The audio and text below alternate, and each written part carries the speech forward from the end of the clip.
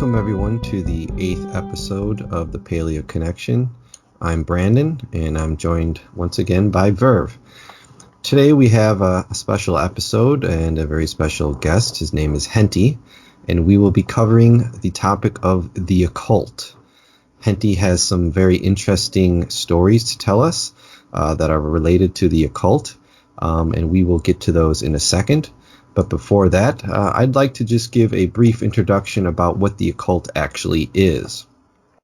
So occultism is derived from the Latin word occultus, which means secret or hidden. The term occult sciences was originally used in the 16th century to refer to astrology, alchemy, and natural magic. These were fields that were on the fringes of the burgeoning scientific revolution. Later on, the term occultism emerges in 19th century France, and it came to be associated with various French esoteric groups that were interested in hidden or inner traditions. They typically held an enchanted worldview and rejected the disenchantment of the world through advances in Newtonian science and the scientific revolution, among other things. These early occultists also embraced knowledge that they viewed as rejected knowledge by the orthodox religions of the day, like Christianity. Occultist traditions instead seek to reconnect with ideas found in early pagan religions. Some of these prominent groups are the Theosophical Society, the Hermetic Order of the Golden Dawn, the Wicca movement, and the New Age movement. The term occult nowadays has a very broad definition, but you could say that the occult is a category into which varied beliefs and practices are placed if they are considered to fit into neither religion nor science.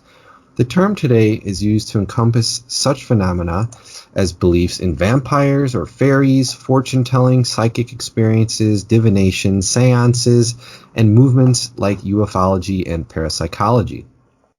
Well-known occultists of the past include the French esotericist Eliphas Levi, Helena Blavatsky of the Theosophical Society, William Wynne Westcott of the Hermetic Order of the Golden Dawn, and perhaps the biggest figure in the scene in the 20th century, English occultist Aleister Crowley. Many occultists believe in what you would call a sixth sense or extrasensory perception or faculty X. This gives humans the ability to interact with spirits, demons, or the future. Some go as far to say that people like poets or artists have a more naturally developed ability to tap into these occult powers.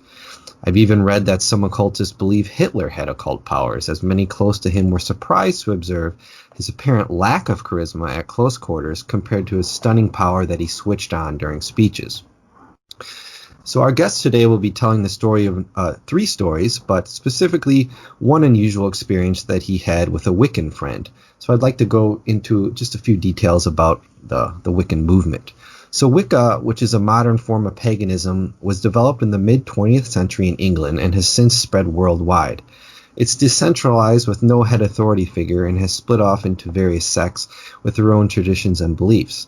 Alongside the use of the term Wicca, its practitioners also refer to the religion as witchcraft or the craft, and commonly call themselves witches. Wiccans believe in magic and partake in many ritual practices such as the cone of power, casting the circle, and the great rite. Many Wiccans use the definition of magic put forth by Crowley, who declared that magic was the science and art of causing change to occur in conformity with will. So with that being said, I'd like to bring in our guest now, Hentie. And Hentie, can you give our guest a brief introduction of yourself? Of course. Hi, everyone. I'm from South Africa. My name is Hentie. I grew up in Cape Town, and I'm Afrikaans, Boer descent or farmer descent, for a direct translation. And I studied theology, interestingly enough, majored in Christian ministry, and I am currently working in South Korea in the city of Daejeon. Okay. I guess maybe we can just ask you a couple questions now. So are you a Christian then? Still? Yes. Okay.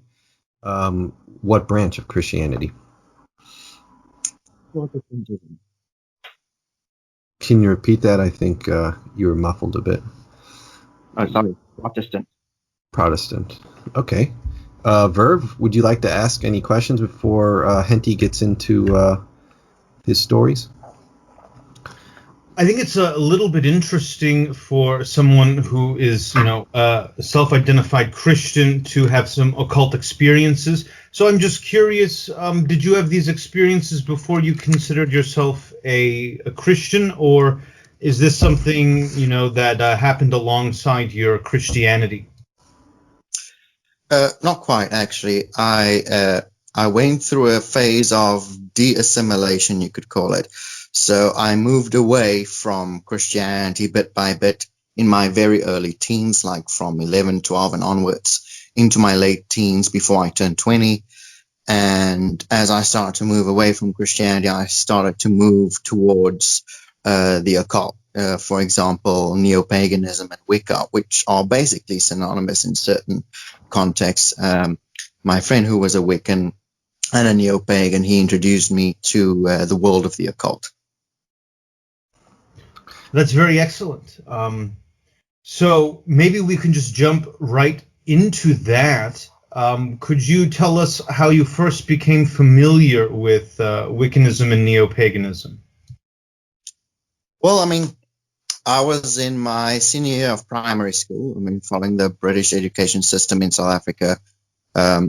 So just before high school, my senior year of primary school, I was in grade 7, and I met this friend.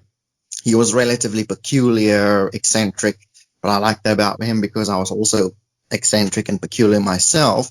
And so I was drawn to him. I was interested in his worldviews and what he had to offer.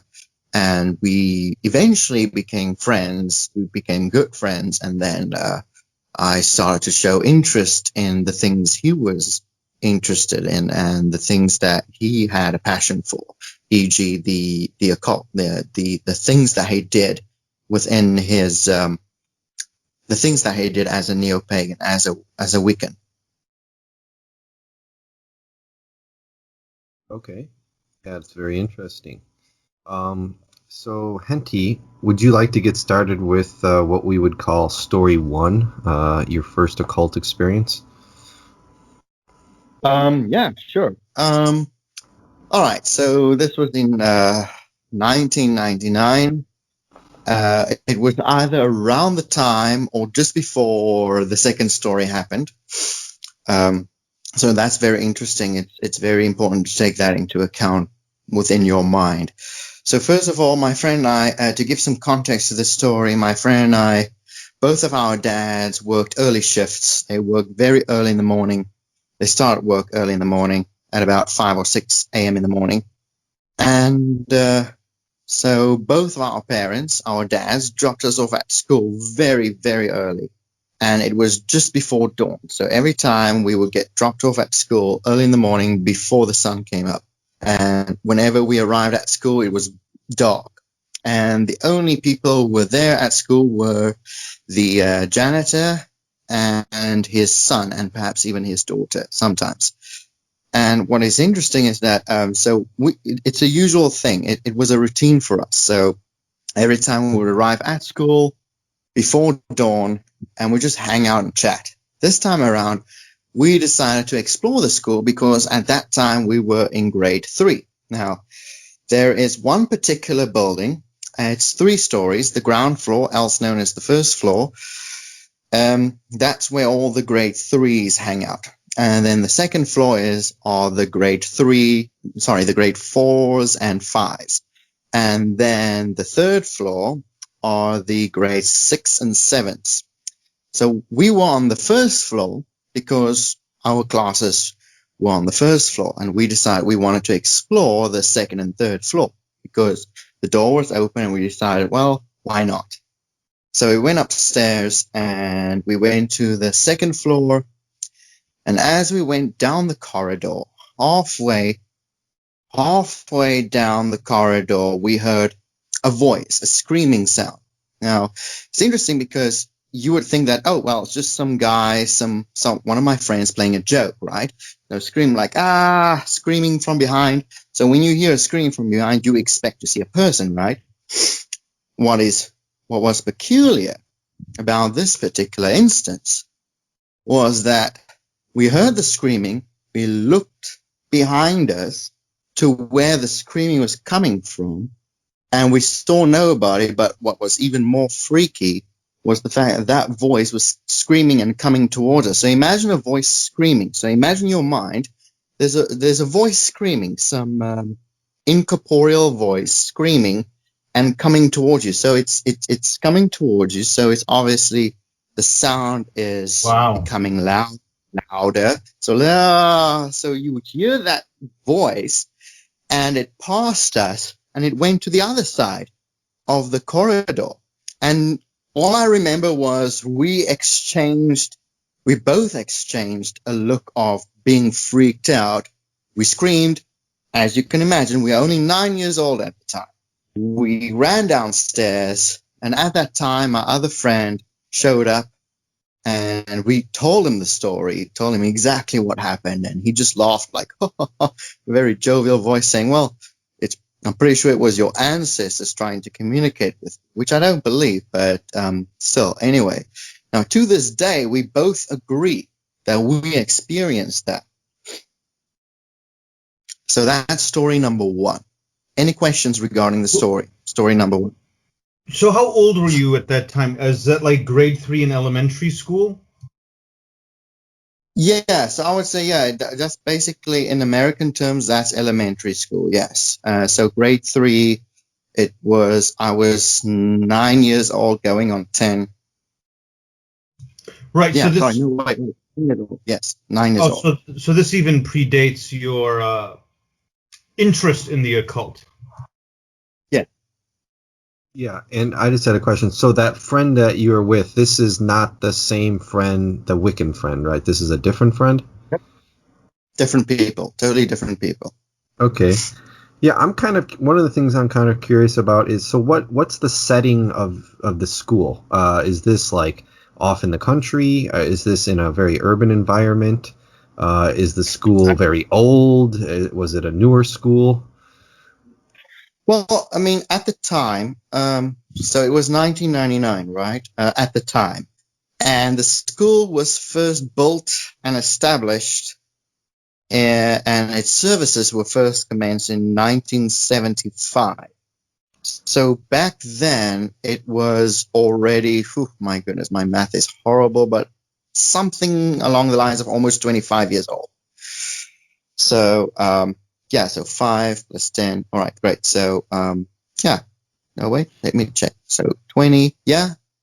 All right, so it was 24 years old. So the school was 24 years old at the time I had my experience. My friend and I had that experience. And so the setting of the school, it's not in the countryside. So if you know Cape Town, it's a huge area. So you got the city proper, you got the metropolitan area of Cape Town. Where the business district is, all the buildings, all the offices, and so on, all the governmental departments that are there. And then you get the southern and northern suburbs. Now, the northern suburbs stretch all the way to a place called Brackenfell and Kraaifontein. It's about, if I'm not mistaken, about 50 kilometers out from the city center, out from the city's metropolitan area.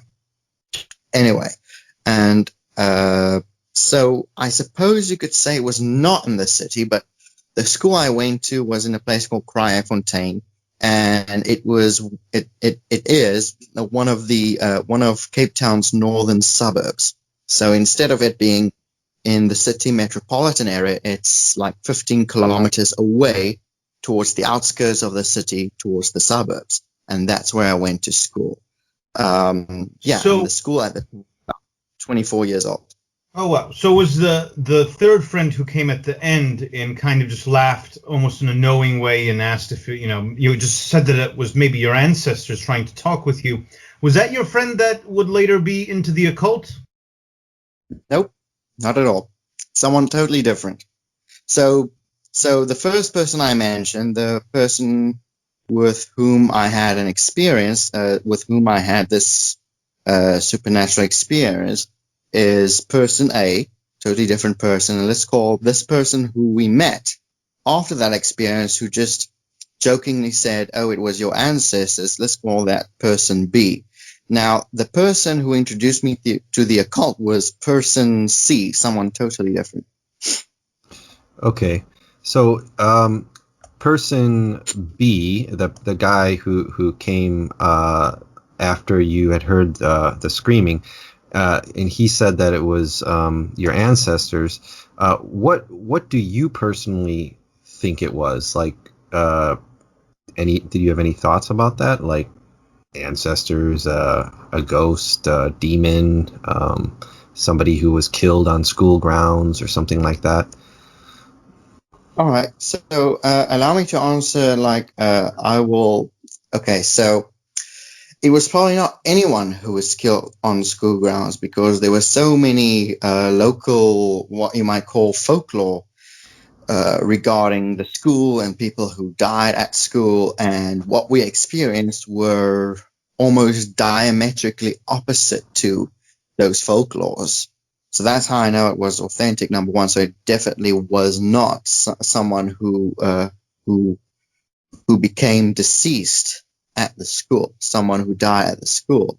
Ancestors, not so much. I don't believe in ancestors. Being a Protestant Christian, I've discovered for myself, and also based on, interpreting and analyzing scripture, I have come to the conclusion that many supernatural experiences are not necessarily tied to what we might call quote unquote dead people, but instead spiritual manifestations of demonic entities.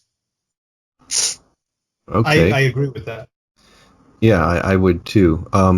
Now, if you had to say that this was some purely naturalistic experience and it wasn't supernatural, what could it have possibly been if not supernatural? I mean, was there speakers, like a speaker system in the hallway, or like, if we had to go to option 2, is there anything that's even remotely realistic?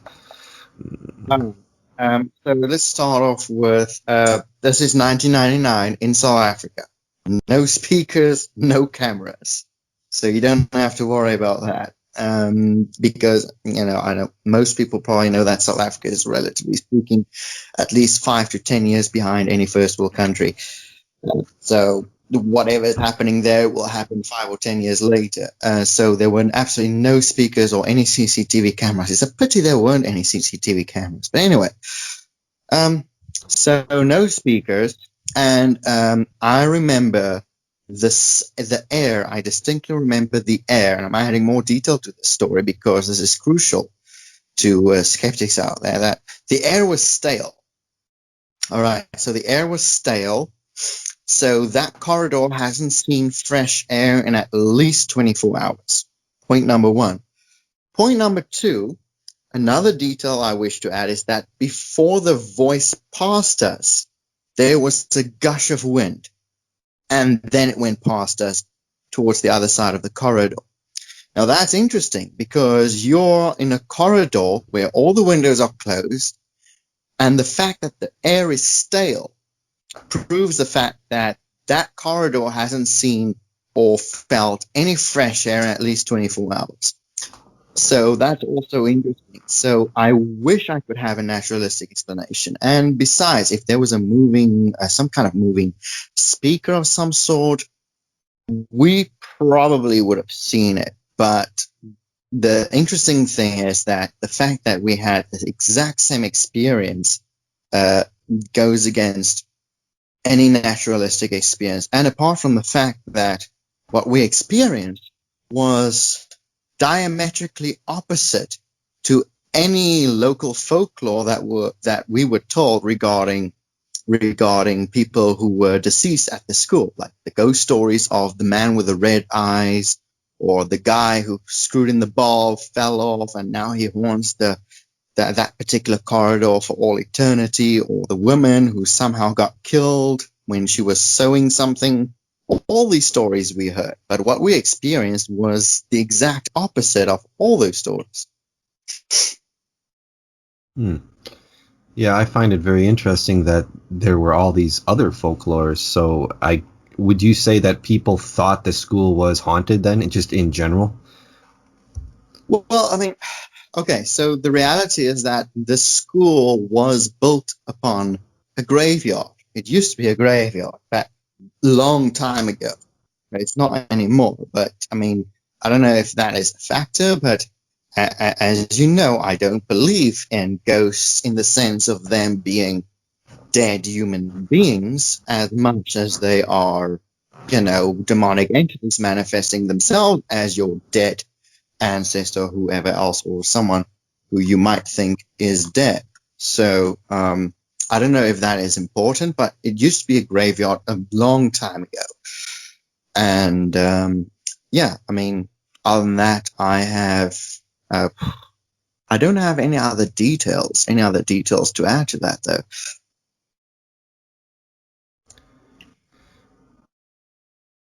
Go ahead, Jacob. Oh yeah, I was just going to say that I fully believe your account of this. It was a very compelling story, and yeah, I'm definitely all ears about hearing story number 2. If Brandon doesn't have any other questions or comments before we go on to that. No, first story gave me goosebumps, and yeah, I'm ready to hear story 2 as well. Go for it. Right. Oh, sure. Let's see. Story number 2. Well, one of my family members started to get schizophrenic out of the blue, just randomly. Everything was normal day one. The next day, everything just went south. So imagine you have someone who you love close to you, and they are quite normal, intuitive, intelligent, funny, all that, giving you advice. And then all of a sudden, boom, they're talking to voices. They want to commit suicide. They want to stab themselves in the stomach. None of that made sense. Now imagine that. So I wish I could come up with a cause, something that caused it. But I mean, psychologists might say, well, it's finally, the abuse of that person's childhood or whatever the case might be, some kind of trauma that finally manifested. But it usually doesn't take like less than 24 hours to manifest. It usually doesn't take like the blink of an eye to just happen all of a sudden. So, yeah, so that's the first point I would like to make. It usually does not take just a blink of an eye to just manifest or happen if your traumatic past is truly catching up with you. So yeah, imagine that. So this person, I view them as an important person in my life. I love them. They're a family member. And then all of a sudden, from being normal, going to literally institutionalized crazy. And I did not understand because once again, I was 9 years old and I was about to go to grade 4. I was going to become 10 years old, going to my preteens, and this happened all of a sudden. And as you can imagine, for a 9-year-old, it's quite baffling because you're trying to figure out what's going on. There must be an explanation. I need to figure out an explanation for this. Why is this happening? Stuff like that. So literally, like I said, what happened was this person went from being intuitive, caring, loving, friendly, giving advice to all of a sudden just talking to voices inside their head, screaming in front of people in the public too, and then wanting to kill themselves with a knife, stabbing them in the stomach. Luckily, that did not happen. So I was like, okay, this is not normal. This is not something that happens to your average 9-year-old. So that is story number 2 that prompted me to seek answers. Right. So I'm just curious, what became of this person in your life? They are relatively speaking. Let me put it to you this way: they are relatively, and I use this very tentatively, they are more normal than they used to be. But when they are alone, or at least when they think they are alone, they still have their little episodes. It's not as acute as it used to be. It's just these whispers and things, but nothing more than that. Very interesting. So, did this family member ever say, like, "Oh, it's the devil speaking to me," or it's a demon or a ghost? Like, did they ever say what it was or what they thought it was? Because that's what made it so mysterious, and that prompted me even more to seek answers, is the fact that nothing was identified. Now, of course, what is interesting is, so imagine this. So you're speaking to voices inside your head, right? So let's just say I am that person, hypothetically speaking, right? So then I am myself, right? And then in my head, I'm hearing person A, B, C, and D. Now, these different characters inside my head would literally name themselves.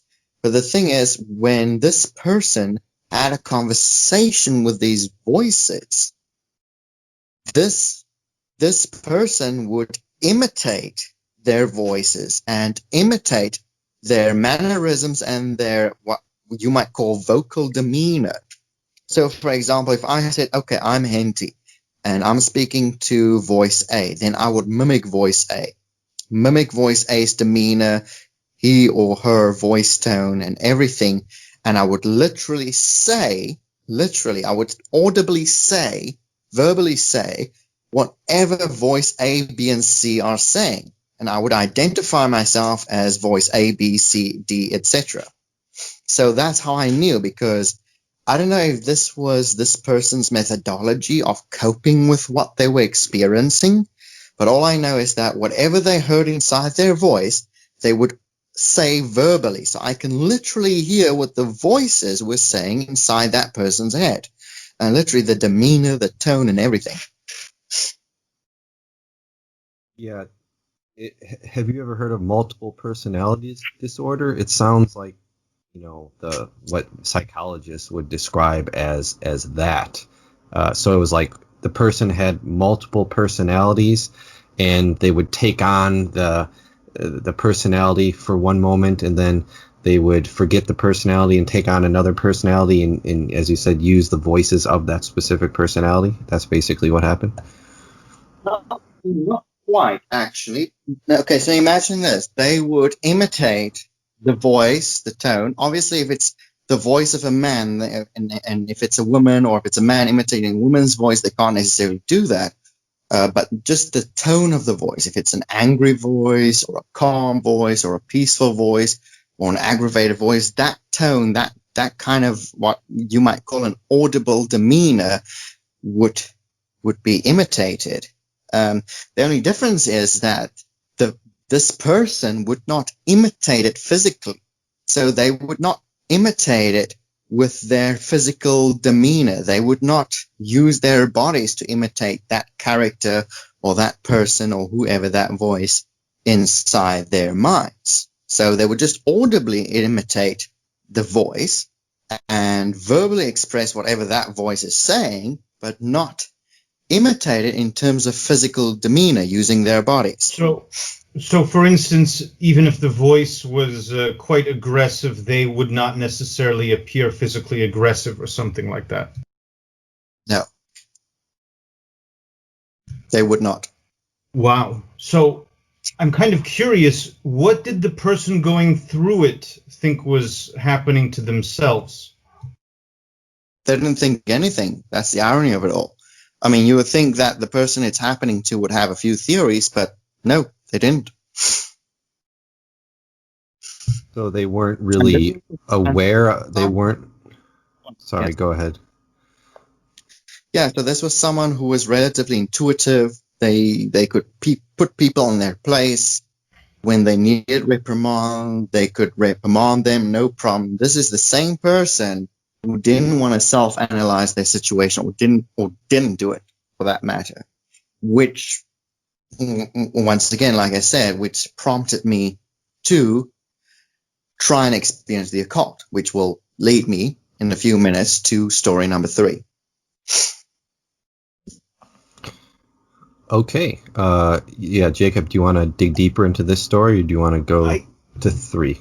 How about let's just go to 3, and then perhaps we can even revisit this a little bit more when we are done with number 3.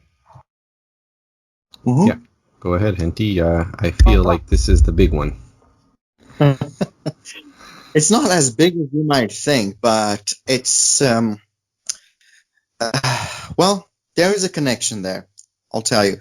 Right. So, what happened was I moved away from Christianity because I thought that God allowed this to my loved one to happen, allowed this to happen to my loved one. I was like, screw God. God is just, he's either malicious, he or she or it is either malicious or they don't exist. So I voluntarily chose to move away from God, slowly but surely. And so I delved into the cult, and that's where I met my friend, who was a Wiccan.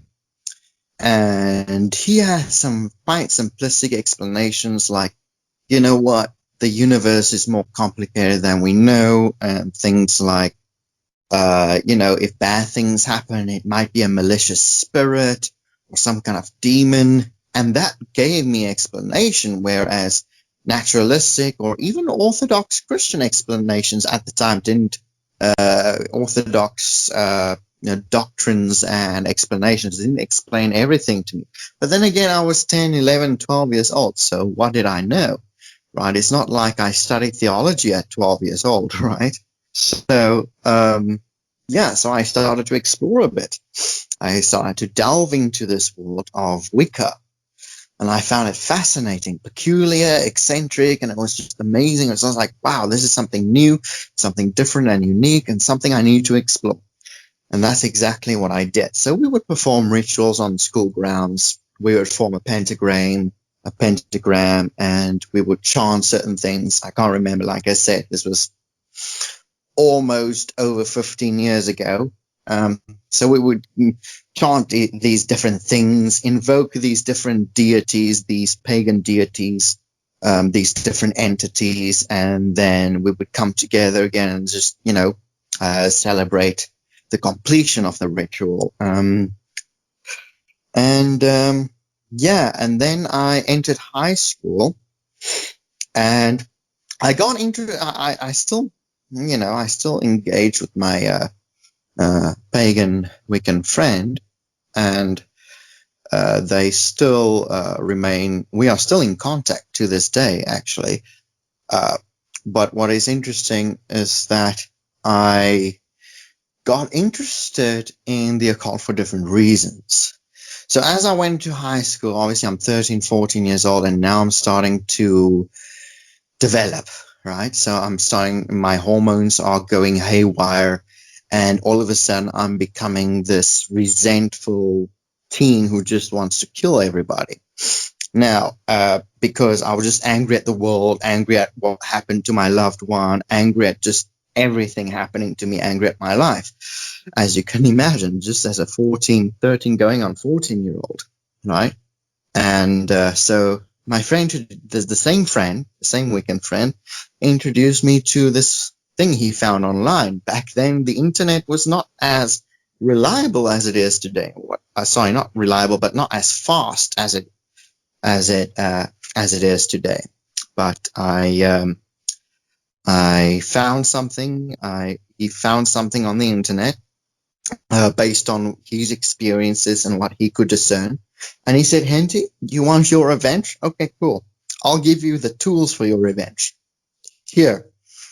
And he gave me a bunch of papers stapled together with a bunch of weird symbols on it and weird chants. Like I'm talking about 12, 20 syllable words and different things, and you need to say them slowly, and you need to get them phonetically correct and all that. And one day I went into my room, and my friend made this very specific suggestion that I ought to do this at 3 a.m. because that's when, and I do believe this to be true, that is when the veil between this world and the other world is relatively thin. at 3 a.m. So I tried it at 3 a.m. And besides, that's when everyone is fast asleep, including my parents. So I lit 2 candles, burned some incense, and I chanted it. So it's I tried to summon an entity called Marduk. And Marduk apparently has different personalities, interesting enough. And one of his personalities is the personality of revenge and anger, and just to strike back, retribution. And I summoned that. And when I summoned that entity, I felt something.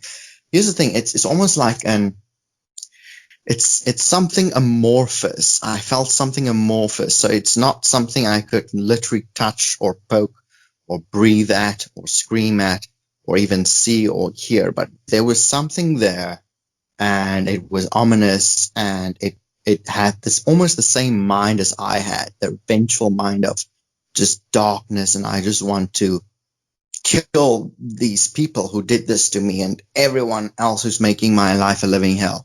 So, so I completed the ritual. That was that. And nothing much happened. But a few weeks after that, I noticed that my personality changed a bit. It went from what we might call being an average angry teenager to being a very morbid teenager. Now, you might say, oh, well, that's every teenager, but not necessarily so. Like, I researched different topics. Even to this day, I can't explain it, but in my high school, so in our high school in South Africa, following the British education system, our high school goes from grade 8 until grade 12 when you graduate. So that's 5 years. So every year a person died. Every year a person died at the high school. It was either an accident or was some kind of suicide. Wow.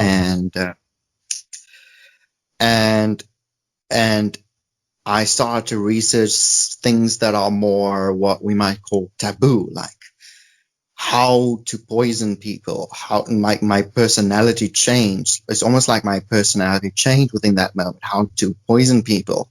I even started to forgive me, but I even started to get interested in nuclear sciences. How do you build a nuclear bomb? How do you use it? Because it's just all these ideas just came into my head. I was like, I have to know this and that and that. And it was an interesting and also troublesome time in my life, like I said. And as you can imagine, I also drove my parents extremely crazy at that point in time.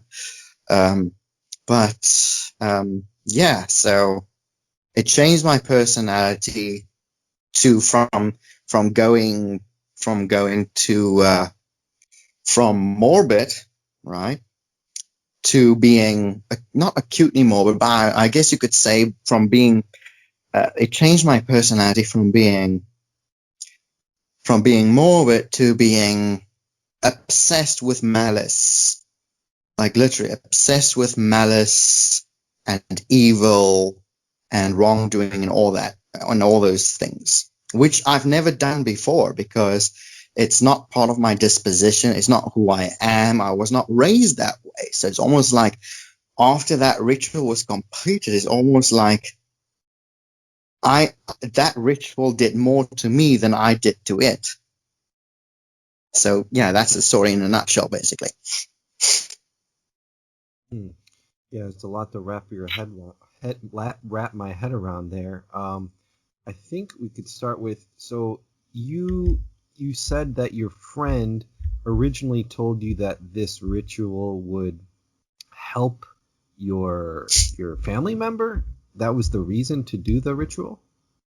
Not really. So they said that this ritual will help you avenge whomever you want to avenge, and whoever is the target of your revenge will be hurt, or something like that. That's what he said. And he said, like, if you want to strike at someone, you want to hurt them, this is the ritual you want. Okay, so did you have a target? Who did you want to get revenge against? Well, I mean, I had multiple targets actually, but I mean, the thing is, from what I understand, based on the ritual, forgive me for not mentioning this earlier, but what this person said is that whenever you have your target in mind, when you do the ritual, you have to have that target in mind. And from what I understand, you have to muster all the hatred inside your core as much as possible when you do the ritual. And that's what I tried to do. And that's when I had the experience of something amorphous and ominous being behind me. And then after that, I started to notice certain changes in my personality to the point where even a few of my friends started to notice it as well. So do you think that the ritual just wasn't completed, or do you, and thus, you got this kind of result, or do you think the whole thing was completed and it's just that it really only ended up affecting you? Well, I mean, here's the thing. I mean, as a Protestant Christian, I believe right now, looking back, I do think and I do know that demonic entities are very cunning, extremely cunning, more cunning than any human being who has ever walked this earth. And it would be foolish of me to deny that this ritual might have been a lie to a certain extent. So instead of giving me what I want, giving me my revenge, that ritual instead might be changing and altering my personality to suit their agendas. Right. That makes sense. Was this this you said Marduk? Is this the same Marduk from like the Mesopotamian god, the ancient Mesopotamian god? I mean, do you know much about the background? Yeah, Marduk was the ancient Mesopotamian god. And like I said back then, I mean, I was stupid, but knowing what I know now, I know for a fact that there are, I mean, I know a lot of people might not agree with me, but I know for that most gods that were worshipped that weren't Yahweh or the manifestation of Yahweh, like the Holy Spirit or Christ, were in fact demonic entities. So imagine I'm like this naive, ignorant guy, a farmer, just working my hands. All of a sudden, I see a thunder being manifest in front of me. Of course, I will worship it because it has more power than I do. But with the limited knowledge that I have, I don't know that it's a demonic entity that's a lesser being than the real true God. So in that sense, I would say, and if you look at the, I try to look at some of the satanic Bibles and some of the recorded, based on all the exorcisms and recorded things that happen with people who were possessed by demons, who actually acknowledged their own names. I researched this and I found out that Marduk is also, coincidentally enough, the name of a very powerful demon. Yeah, it's interesting that you say that because I don't know if you've ever read Paradise Lost, but that's what Milton says in Paradise Lost. He claims that the gods that were worshipped, the pagan gods that were worshipped, they were real. But they were in fact demons sent to hell by God. So it sounds like you have a very similar opinion as Milton did in Paradise Lost. It's also what the Bible basically says on the topic. In the Old Testament, it says that the Gentile gods are demons, and in the New Testament, I believe in one of Paul's letters, he says that the Greeks offer up sacrifices to demons when they are, before they eat their meals, that kind of thing. Yeah. Go ahead. No. So, yeah, like I said, so, I mean, it changed, like I said, the ritual changed me way more. So it had more of an impact on me than I had on it. And the second thing is that, like I said, not 1 year has gone by when a student did not die in that high school. Was that Yeah. was that particularly unusual for a high school? I mean, it would have been unusual in the United States where I'm from for sure, but was it particularly unusual for South Africa? Oh yeah, it is, because people in South Africa don't usually get involved in accidents for no reason or just commit suicide. I mean, these things are just things that make no sense. Like, for example, one of the people, the students who died, she had a scooter, what you might call anyway, it's a scooter, very slow thing, and she died on it. And then someone else, they just decided to slit their wrists or hang themselves. I can't remember which.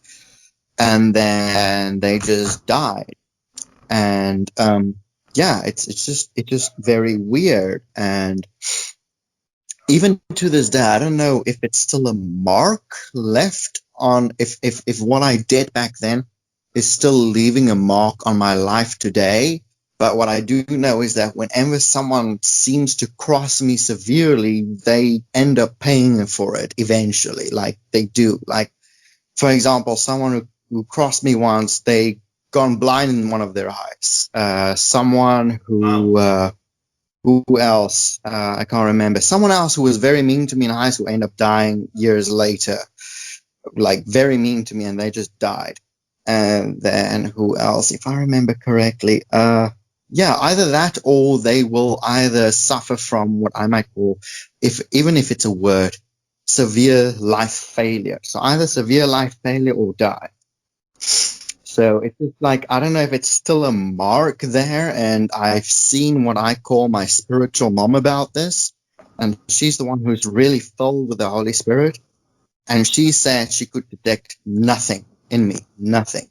I try to speak to people who are quote unquote prophets, or where God quote unquote whispers in their ear. And all they told me is that they see nothing, or they see like, no, angels are just guarding that information. They don't see anything that apparently they're not allowed to. Yeah, interesting. It sounds like our Facebook forum members who are listening to this, just beware, don't cross Hentie, because something may happen to you. I'd like to know, Hentie, how did you get out of this dilemma you're in? You said you were filled with rage. You were, I guess Google wasn't even around then, but you were searching things on the internet, really strange things. How did you get out of this predicament you were in? Like by coming back to God, or It was very what was it? interesting. It was, I was at a point in my life where I was about to give up because rage was not working for me, as you can imagine. Because rage is not everything. Because if it was everything, it's just a depressing life, really. So what happened was that my father invited me. Back then he was a Christian, and I resented him for it. I hated him. And once again, that's part of the hatred personality that I developed. He was a Christian, he was listening to gospel songs, and I just resented him for it, like over and over again. I was like, could you please not listen to that? To the point where I was like, I want to kill my own parents. Like, I was on the verge of trying to do that because I was filled with so much rage. And by the way, I don't mind this getting on YouTube because they already know it. But anyway, so the point is that I was just in the hallway in my parents' home, and I don't know what prompted me. I really don't know what prompted me, but I just went down on my knees. So I don't know. Literally, I have no idea what prompted me. But I literally just went down on my knees and said, God, if you're really there, I'm going to say yes to my father's invitation. Go to this Mighty Men Conference. Now, you can Google it, Mighty Men Conference, South Africa. It's led by a guy called Angus Buchan. You've probably heard of him. There's a movie, Faith Like Potatoes. Anyway, so he leads the Mighty Men Conference along with other guys. Anyway, so I'm like, okay, God, if you're really there, show me my flaws and all that. All right, great. That was done. I thought it was the end of it. And then my father and I, we took the we call it a bucky in South Africa. You call it a pickup truck. So anyway, we took the pickup truck. We went to the place we were supposed to meet the other guys, and we went to the location as a convoy. So one car behind the other. And when we went there, all of a sudden things just started happening out of nowhere. Like this guy started coming to us just out of nowhere. Just started coming to us saying, "Yeah, I'm struggling with patience." And then this guy over there just started to come to us, and this guy just came to us and said, "Oh, well, I'm struggling with anger, and this is how it negatively affected my relationship with my wife and my family and with my kids and all of this." And then there was, what I can't really exactly remember whatever was said at the conference itself, where there was praise and worship. And I just remember that, okay, something weird is going on here. And that's when I remember also after that, I spoke to my spiritual mom saying that I was going to give my heart or soul, my mind and everything to God. And that's what happened. And that's when it stopped. That's very excellent. I have something kind of related. You had mentioned how, like, the gospel music would just really drive you nuts, right? Mm. So I actually, I'll not go into too much detail, but I had a roommate who very much disliked anything to do with Christianity. And so out of respect for them, they're like, oh, just don't play any of the Christian music stuff, whatever. But I used to listen to a lot of Catholic and Orthodox monks chanting, and it's very obvious that this is religious music. So I remember I was listening to that, and I hadn't noticed that they'd come in. They said, "Oh, could you please change it?" And they were quite irritated. And then I was like, "Oh yeah, okay, sure." I flipped it over to my classical music playlist. I immediately just hit the first song that was there. I didn't even look at the name of it, like I often didn't. I just have it on shuffle. And they were still very annoyed with me, and they were saying, "Please stop playing Christian music." And I'm like, "What are you talking about?" And then I looked at it, and on my classical music playlist, it was just a piece by Bach, I believe, that had, a Christian title in it. So it was almost like, even though there was no words and anything indicating that it was Christian music, they were still very annoyed by it. And I said, "Wow, well, how did you know that this is Christian classical music?"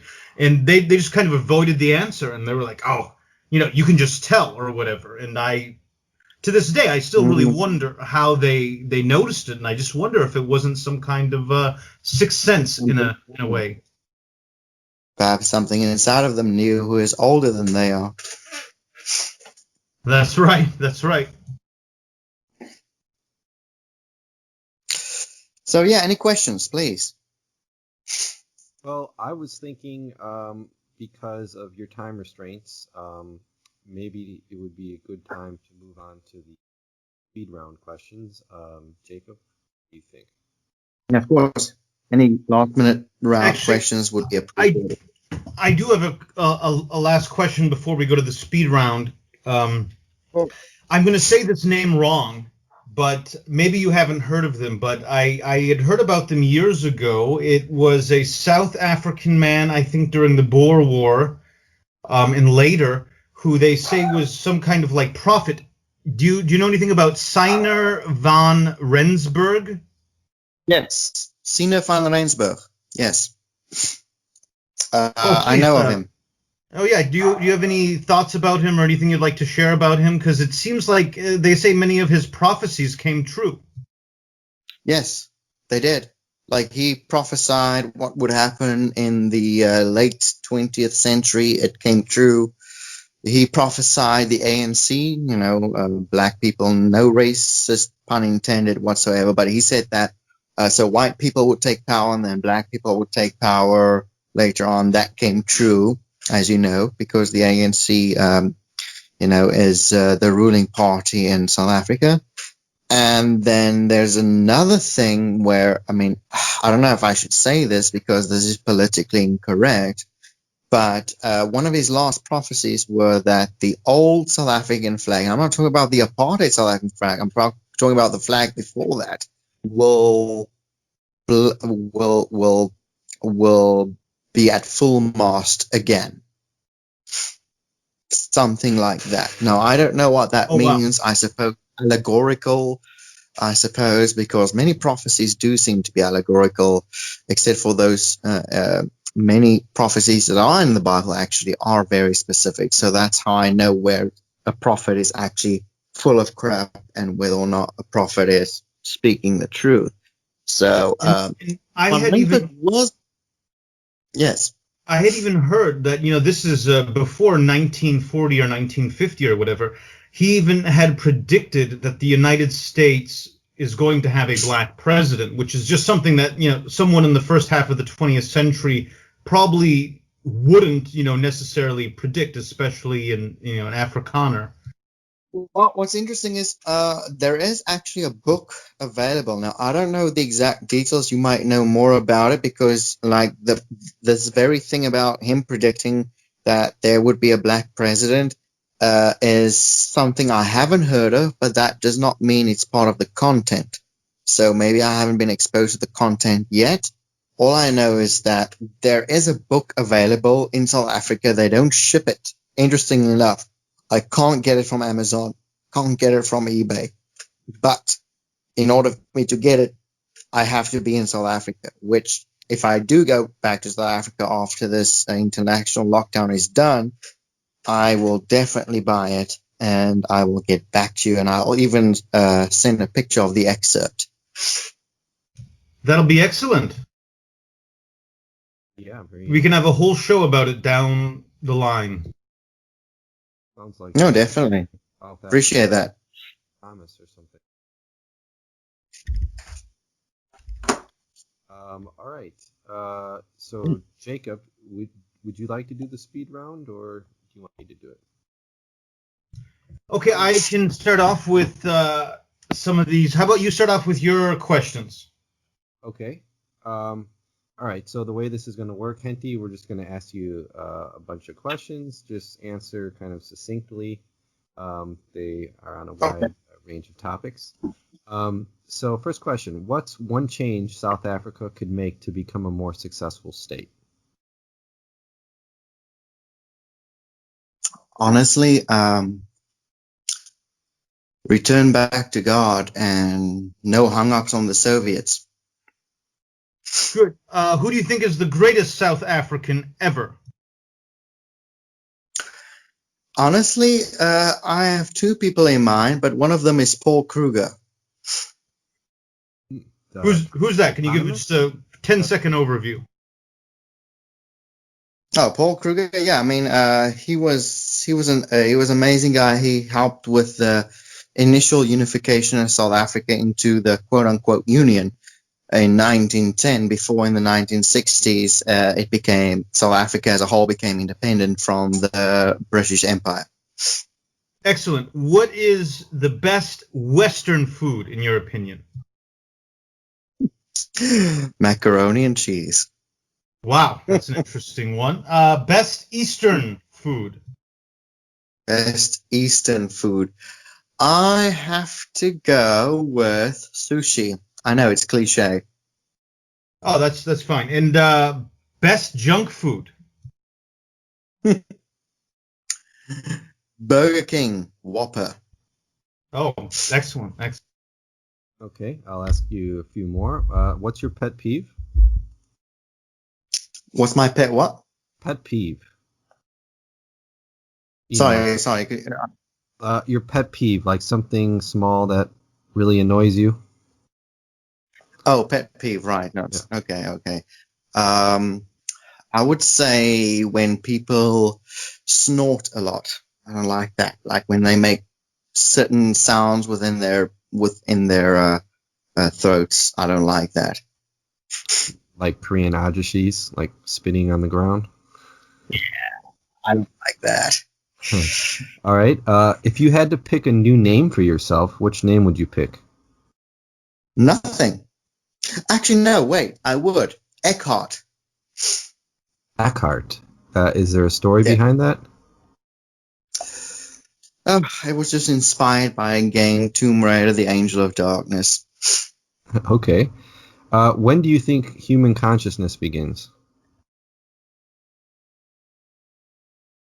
I think it might begin at conception, but I think that as we develop, we are too socialized and too conditioned that there are certain, as we grow, there are certain inhibitions that are put in place that we can't access that. Okay. Where's the line between art and not art?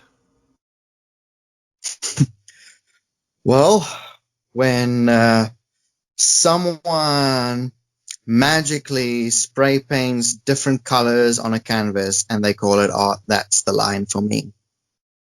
All right. Sounds like modern art. And last one. Greatest leader in history, just in the world, not from South Africa.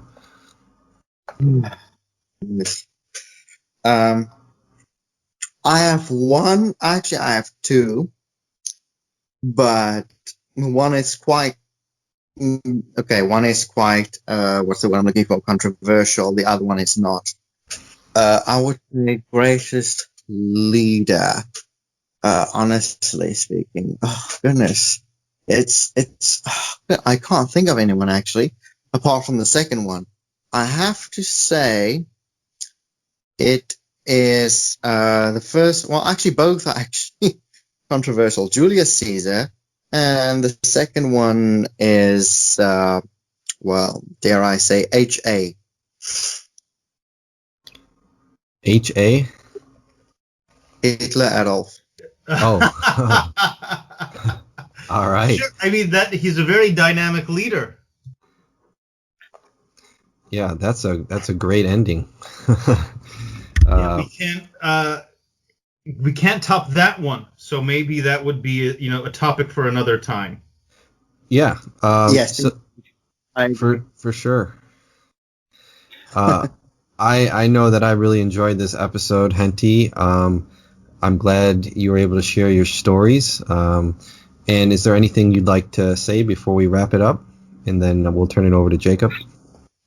Well, the only thing I'll say to anyone out there who's willing to listen is that the reward might seem big when you go into the occult, but it's really not. It takes more out of you than you can possibly imagine. You lose actually more of yourself than you could possibly imagine. Excellent. And before we sign off, I would just like to say thank you so much, Hentie. It was a really excellent episode. Wish we could have had you a little bit longer, and I look forward to having you as a guest again sometime sooner than later.